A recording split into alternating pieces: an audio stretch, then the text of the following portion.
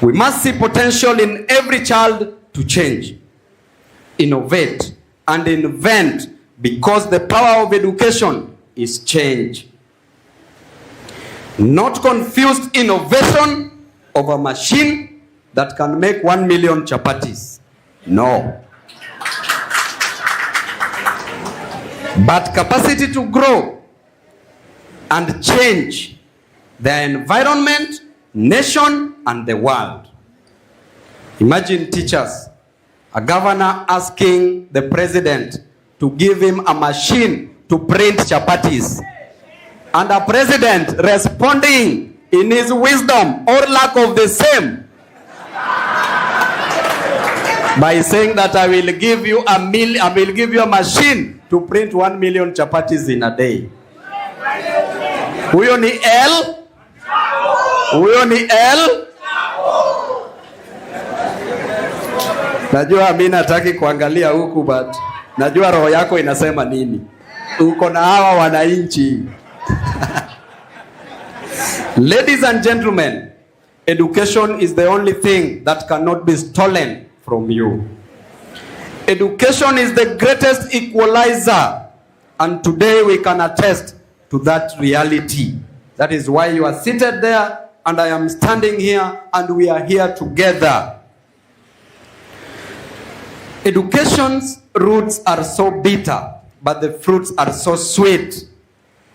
But these are sweet, these are fruit, a tree with the sweet fruits. Why are we killing it? We are killing education. Look at our CBC teachers who are seated here. The competency-based curriculum has since become the incompetency-based curriculum, which is IBC.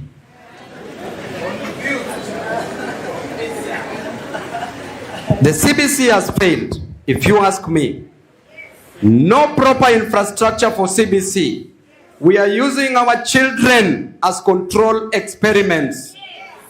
One teacher at the junior secondary school is teaching 5 to 9 learning areas, subjects, while the teachers who are seated here will tell you today that they went to the university to only learn how to teach 2 learning areas, 2 subjects. That is poor leadership, poor management. The teachers who are seated here, what time do they prepare to teach the students the following day? If they are supposed to handle 5 learning areas, you need at least 5 hours in a day. You leave your house in the morning at 8 a.m., go back at 5-6 p.m. You are in a matatu, you reach at home because of traffic jam at 7 p.m. You have family to take care of at home. Then you also need 5 hours to prepare for 5 learning areas, for 5 subjects, so that you teach the following day. Is it possible? Bwana pia ako hapo anataka. Bibi pia ako hapo. Jameni, why are we destroying education? I appeal to the President of the Republic of Kenya, the President who is a product of education, William Samoei Ruto. Were it not for education, you would have never been a President of the Republic of Kenya. Were it not for education, you would have never come to Nairobi. You would have never gone to Nairobi, to the University of Nairobi.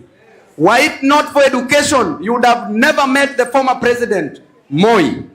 Were it not for education, you would have never learned the tricks on how to steal, to rig votes.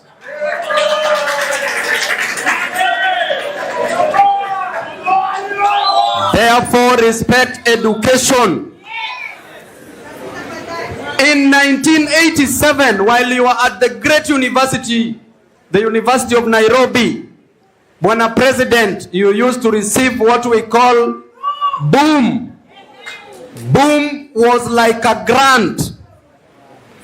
You were given an opportunity to study for free at the university. Right now, you have introduced a new funding model. We come to the university, we come back to the CBC, no proper infrastructure, no enough classrooms, no enough laboratories. The ratio of teacher-student in this country presently is so wanting. This is conduct and becoming of the leadership of this nation. Both a professional misconduct and unprofessional conduct of the President of the Republic of Kenya. Why?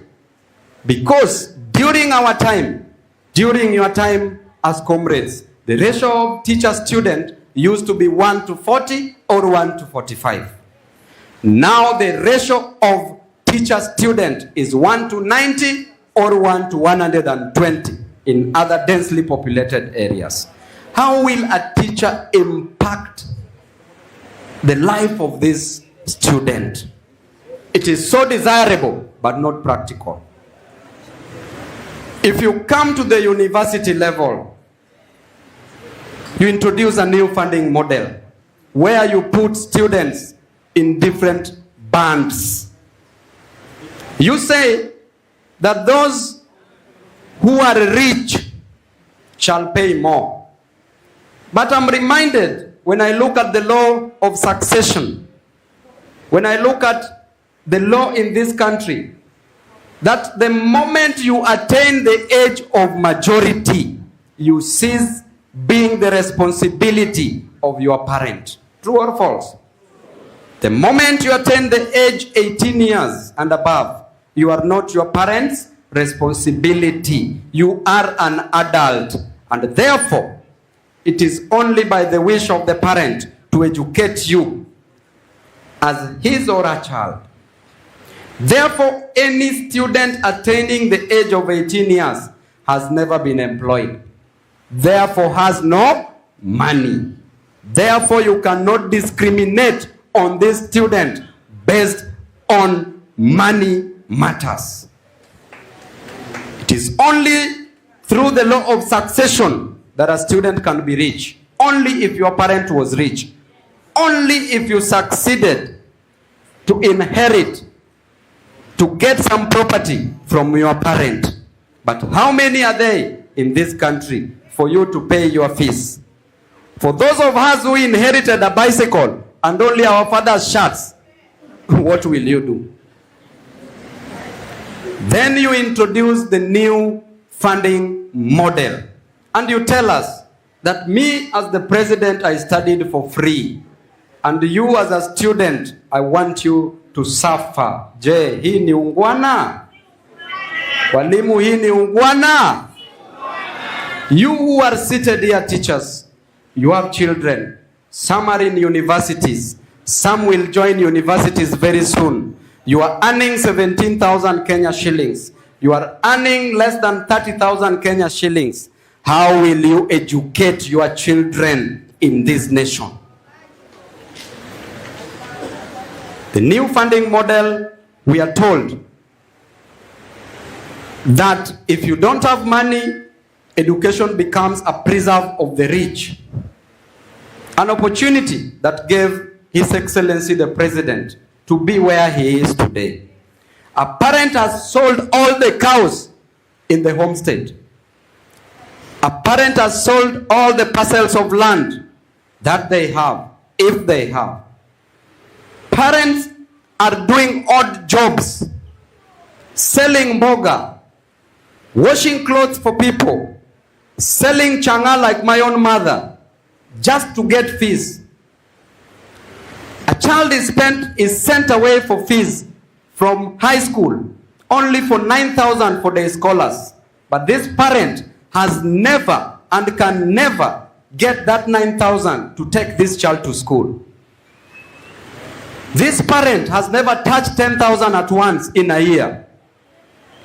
This child is sent for 9,000, stays at home for a whole year. Then you tell this parent that you have to pay 300,000 Kenya shillings. What are we doing?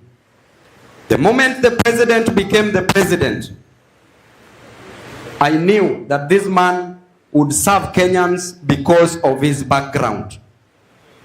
Because alilelewa akiuza kuku. Alilelewa akiuza mayai. What happened, Mr. President? Where did you lose it? What is happening? Then you want Babu Owino to support you. Hata uchukue kamba uingize kwa shingo, haina shida. If you do the right thing, I will support you. Today, if you make education free from primary school to high school to university, tomorrow I will support you without telling me anything. Mr. President, you must change. There's a reason why God made you the President of the Republic of Kenya. So you must change. And when you are reminded that one day you will die by being put in the coffin, you don't need to kill those people. Everybody will die. Babu Owino here will die. The question is, after you have died to everybody, what will you be remembered for? Let us do the right thing, because it is the right thing that we are supposed to do as leaders. So we agree that if you do the right thing today, Mr. President, tomorrow I will be your first supporter and I will blog for you for free if you do the right thing. Kenyans are suffering. There is she and there is sha. Shisha. Kenyans have smoked it. There is no more lungs to hold the smoke, and Kenyans are getting cancer as a result of shisha.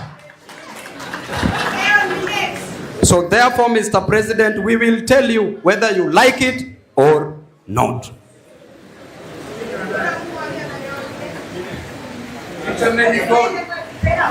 And it is for this reason that I, as Babu Owino, Member of Parliament Embakasi East, together with Mheshimiwa Amina Mnyanzi, that we have strived to invest in education by building more classrooms, by issuing bursaries, by building schools, and by donating buses to make sure that the children of our constituencies acquire education and quality education.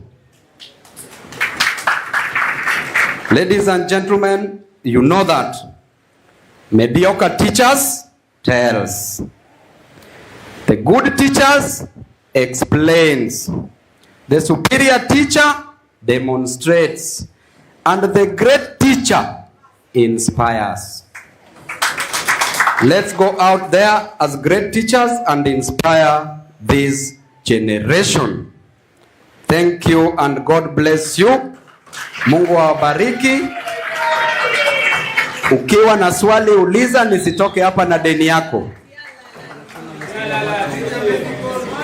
On the issue of maths, I was just forgetting.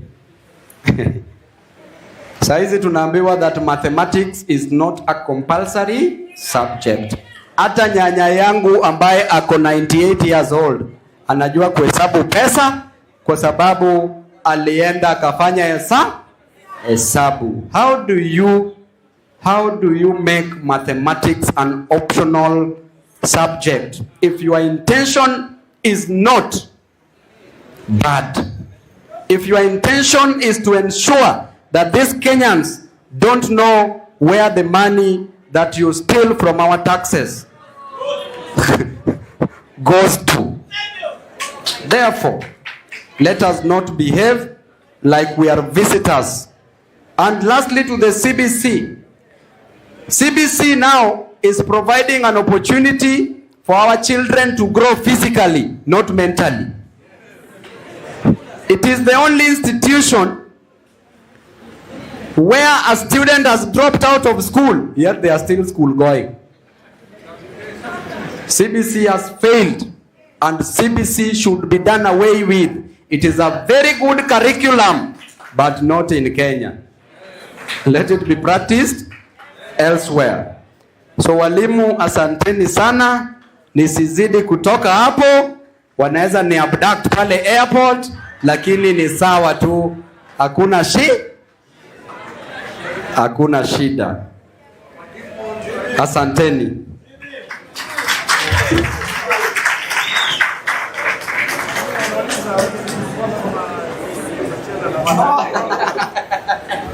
Mheshimiwa ameniambia ni explain